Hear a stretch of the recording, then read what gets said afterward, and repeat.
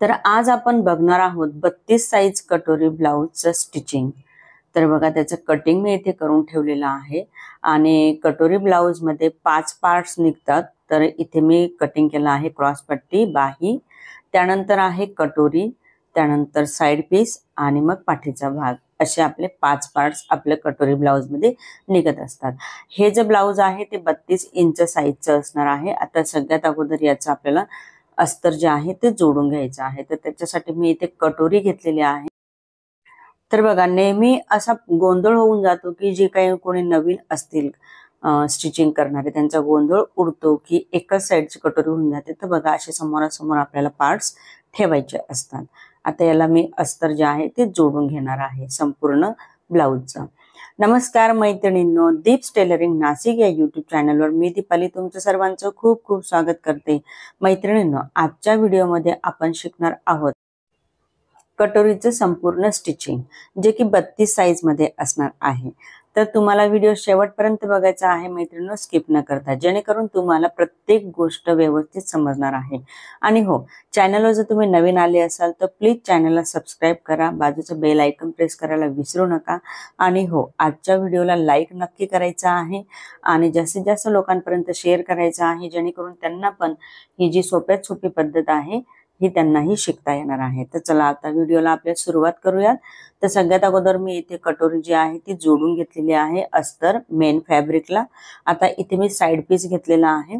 Side पीसचं पण मी अस्तर इथे जोडून घेणार आहे मेन जे आपलं ब्लाउज पीस आहे त्याला, हे अशा पद्धतीने। तर बघा आता इथे मी व्यवस्थित असं जोडून घेत आहे या गोष्टी। आणि जोडताना एक गोष्ट लक्षात ठेवायची आहे की मध्ये जो आहे सेंटरला बिलकुलही फुगा येता कामा नये। ठीक आहे। आता कटोरी आपली जोडून झाली, त्यानंतर साइड पीस जोडून झालेला आहे अस्तर त्याचं। आता आपल्याला घ्यायची आहे क्रॉस पट्टी। तर क्रॉस पट्टी बघा इथे सिंगलच निघालेली होती, तर त्याच्यामुळे कपडा जो आहे कमी होता, तर त्यामुळे मी इथे सिंगलच क्रॉस पट्टी काढलेली आहे। आणि आता इथे जी क्रॉस पट्टी आहे ती अशा पद्धतीने आपल्याला ठेवायची असते। तुम्हाला व्हिडिओमध्ये व्यवस्थित दिसत आहे की मी कशी ठेवलेली होती। समोरासमोरच आपली क्रॉस पट्टी आली पाहिजे, म्हणजे बिलकुलही आपला गोंधळ होत नाही। तर बघा आता इथे मी केलेला आहे एक टिप दिलेली आहे खालच्या साइडने। आता मी काय करणार आहे, याला ओपन करून घेणार आहे आणि ओपन केल्यानंतर मी त्याच्यावरती दाबटीप टाकणार आहे। दाबटीप जी आहे ती आपली येणार आहे अस्तरवरती। नेहमी आपण जो पार्ट जोडत असतो त्या पार्ट वरती आपल्याला दाबटीप मारायची असते, हे मी तुम्हाला प्रत्येक व्हिडिओमध्ये शिकवत असते। तर बघा आता इथे मी घेतलेला आहे दाबटीप देऊन आणि आता याला आपल्याला फोल्ड करून घ्यायचं आहे। आणि हे फोल्ड केल्यानंतर हे आपल्याला चारही बाजूने हे जे अस्तर आहे ते पॅक करून घ्यायचं आहे। ठीक आहे। तर बघा आता मी एक एक करून इथे चारही बाजूला अस्तर याचं पॅक करून घेणार आहे आणि दोन्ही पण जे आपले क्रॉस पट्टी आहेत त्या मी आता इथे रेडी करून घेत आहे। तर बघा क्रॉस पट्टी आपली इथे त्याचं अस्तर जे आहे ते जोडून झालेलं आहे। हे अस्तर जोडल्यानंतर आता हे आपण साइडला ठेवूयात आणि यानंतर आपण जे साइड पीस आणि कटोरी घेतलेली होती त्याचं आपल्याला काय करायचं आहे, एक साइड जे आहे जे एक्स्ट्रा जो कपडा आहे तो इथे कट करून घ्यायचा आहे बिलकुल फिनिशिंग मध्ये। तर हे अस्तर लावल्यानंतरचं आपलं साइड पीस असणार आहे आणि मी इथे जो एक्स्ट्रा कपडा होता तो मी इथे कट करून घेते असं फिनिशिंग मध्ये। हे झाल्यानंतर हे बघा साइड पीसचं झाल्यानंतर आपल्या कटोरीचं पण सेम अशाच पद्धतीने करायचं आहे। तुम्हाला व्यवस्थित पद्धतीने मी दाखवत आहे मैत्रिणींनो, तर त्याच्यामुळे व्हिडिओ जो आहे तो शेवटपर्यंत बघा, म्हणजे तुम्हाला स्टेप बाय स्टेप सर्व गोष्टी लक्षात येणार आहेत। आता बघा इथे कटोरीला पण मी सेम तसंच करत आहे। कटोरीचा जो गळा आहे तो असा व्यवस्थितपणे मी असा कोरून घेतलेला आहे आणि जो पार्ट एक्स्ट्रा असेल तो आपल्याला कट करायचा आहे। जर नसेल तुमचा एक्स्ट्रा पार्ट आलेला तर नाही कट केला तरी चालणार आहे, परंतु कधी कधी काय होतं कटिंग करत असताना, आता अस्तर जे आहे ते कॉटनचं असतं, कॉटनचं अस्तर असल्यावरती आपल्याला व्यवस्थितपणे तिथे कटिंग करता येतं, परंतु जे आपलं ब्लाउज पीस आहे ते वेगळं असतं, थोडंफार डिफरंट असतं कपड्यामध्ये। आता हा जो कपडा आहे ब्लाउज पीसचा हा वेगळा आहे, तर यासाठी आपल्याला व्यवस्थित असं कटिंग करणं गरजेचं असतं। आता इथे मी कटोरीला टक्स घेणार आहे. तर टक्स पॉइंट बघा मी किती वरती घेत आहे. जो राऊंड शेप आहे तो मी अशा पद्धतीने घडी करून घेतली आहे आणि जो कटोरीचा राऊंड शेप आहे तो आपला वरती आलेला आहे. आता ही जी कटोरी आहे तिचं माप आहे 5.25 इंच. 5.25 इंच कटोरीला मी इथे काय करणार आहे, 1/2 इंच सोडून देणार आहे आणि मग त्यानंतर टेप असा पकडणार आहे आणि तिथे 5.25च्या हाफ घेणार आहे. बघा इथे आता मी 5.25च्या निम्मे घेतलेले आहे आणि हे अगदी कमी माप असल्यामुळे इथे जो टक्सचं जे माप आहे, उभा टक्स आपला येणार आहे तो म्हणजे फक्त 2.25 इंच. तर इथे मी 2.25 इंचाचा टक्स घेतलेला आहे आणि मी आता व्यवस्थित अशी इथे मार्किंग करून घेत आहे. तर बघा आता इथे दोन्ही पण बाजूला मी इथे मार्किंग करून घेतली. हे ओपन करूयात आणि हा जो आपला टक्सचे जो मार्क आहे तो आपण इथे करून घेऊयात आणि याच्यावरच आपल्याला दुसरी कटोरी ठेवून घ्यायची आहे. ही दुसरी कटोरी मी इथे ठेवल्यानंतर आता ते जे खडूने आपण केलेलं आहे ते इथे व्यवस्थित असं छापून येतं आणि मग ते आपल्याला डार्क करून घ्यायचं आहे. आता सगळ्यात अगोदर आपल्याला टक्स मारून घ्यायचा आहे. तर मी इथे टक्स मारायला सुरुवात करत आहे. दोन्ही पण टक्स आपले एकदम व्यवस्थित एकसारखे आले पाहिजे. कटोरीचा शेप हा फक्त ह्या टक्सवरच आधारित असतो, त्याच्यामुळे आपल्याला टक्स जे आहे ते व्यवस्थित प्रॉपर करता आले पाहिजे. त्याचं मेजरमेंट आपल्याला व्यवस्थित घ्यायचं असतं. आता बघा इथे झालं आहे आपलं दोन्ही पण टक्स मी इथे मारून घेतलेले आहेत. तर इथे दोन्ही पण टक्स मी अशा पद्धतीने मारून घेते आणि हे झाल्यानंतर आता आपल्याला साइड पीस जो आहे तो याला अटॅच करायचा आहे. बऱ्याच वेळेस आपला गोंधळ उडत असतो बघा. जे कटोरीचा पार्ट जो आहे ना, म्हणजे कटोरी जोडत असताना आपण काय करतो, खालून आणि वरून जोडायचा विचार करत असतो. बऱ्याचशा जणींना तसंच शिकवलं गेलेलं असतं, परंतु खालून नाही जोडायचं आहे, आपल्याला वरच्या साईडने कटोरी जोडायची आहे.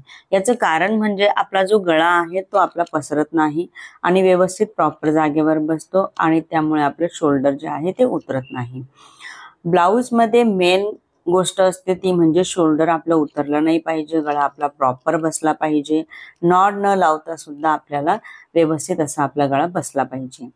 आता बघा इथे मी काय केलेलं आहे, अर्धा इंचाचं मार्जिन देऊन इथे कटोरी जी आहे ती मी जोडून घेत आहे.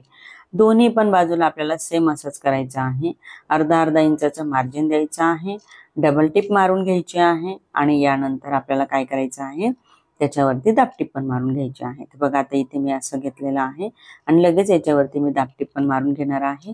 लक्षात ठेवायचं आहे, जी आपण दाबटीप घेणार आहोत ती आपली कटोरीवरती आली पाहिजे, ना की साइड पीसवर. साइड पीसवरती आपली दाबटीप नाही आली पाहिजे, नाही तर मग त्याची फिनिशिंग चांगली दिसत नाही. कटोरीवर आपली दाबटीप घ्यायची आहे.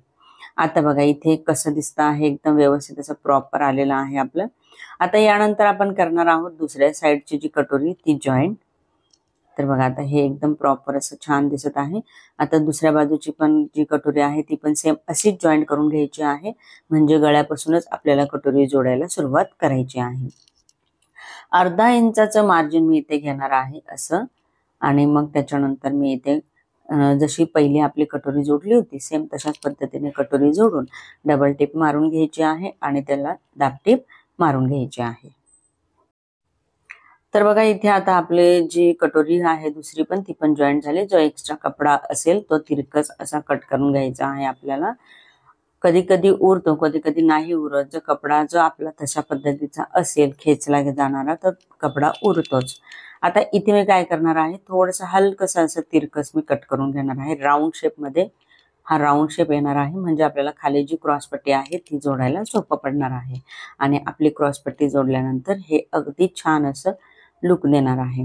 आता इथे बघा मी दोन्ही साईडला असं 1/2 इंचावरती फक्त मी मार्क करून आणि ते कटिंग करून घेतलेलं आहे तिरकस म्हणजे गोलाकार असं. आता घ्यायची आहे आपल्याला क्रॉसपट्टी. तर क्रॉसपट्टी सगळ्यात अगोदर आपल्याला व्यवस्थित आहे की नाही ते चेक करून घ्यायचं आहे. त्याचा पण एक्स्ट्रा जो पार्ट आहे तो आपल्याला कटिंग करून घ्यायचा आहे. दोन्ही पण क्रॉसपट्ट्या आपल्याला कट करून घ्यायच्या आहेत.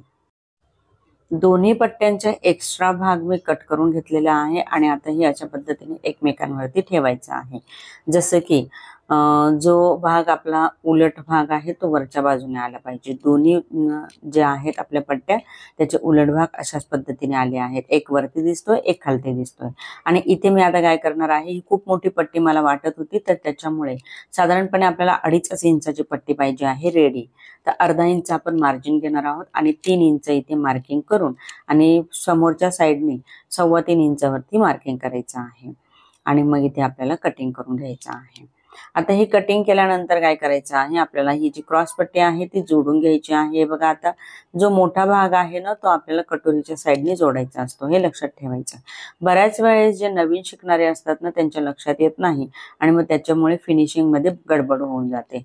तर बघा आता हे लक्षात ठेवायचं आहे, जो मोठा भाग आहे तो आपल्याला कटोरीच्या साइडने जोडायचा असतो। तर बघा हे आपला अशा पद्धतीने आलंय आणि याच्यावरती मी आता इथे टिप मारून घेत आहे। टिप मारून झाल्यानंतर याला अर्धा इंचाचं मार्जिन घ्यायचं आहे, एक लक्षात ठेवायचं आहे। अर्धा इंचाचं मार्जिन घेतल्यानंतर याला टिप मारून घ्यायची आहे आणि टिप मारल्यानंतर याला काय करायचं आहे, दाबटीप द्यायची आहे वरच्या साइडने, जशी आपण कटोरीला दिलेली होती सेम तशाच पद्धतीने।